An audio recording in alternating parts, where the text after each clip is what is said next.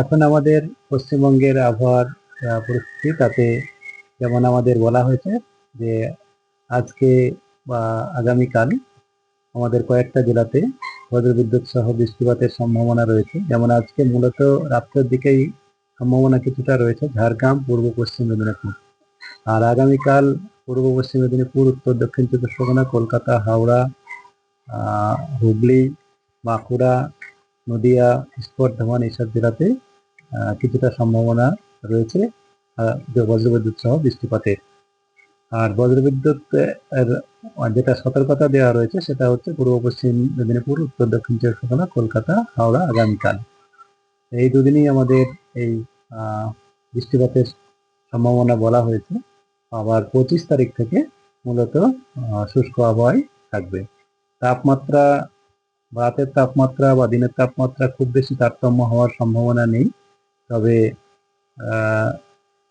আগামীকাল দিনের তাপমাত্রা বা রাতে কিছুটা কম থাকার সম্ভাবনা রয়েছে। মূলত যেসব জেলাতে বললাম আমাদের বৃষ্টিপাতের সম্ভাবনা রয়েছে সেখানে, তাছাড়া খুব বেশি তারতম্য হওয়ার সম্ভাবনা নেই।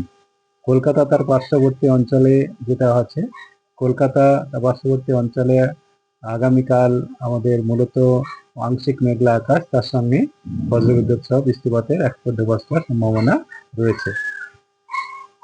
সর্বনিম্ন তাপমাত্রা কাল সকালে আমাদের 22-এর কাছাকাছি থাকার সম্ভাবনা, আর সর্বোচ্চ তাপমাত্রা কালকে 30-এর কাছাকাছি থাকার সম্ভাবনা রয়েছে।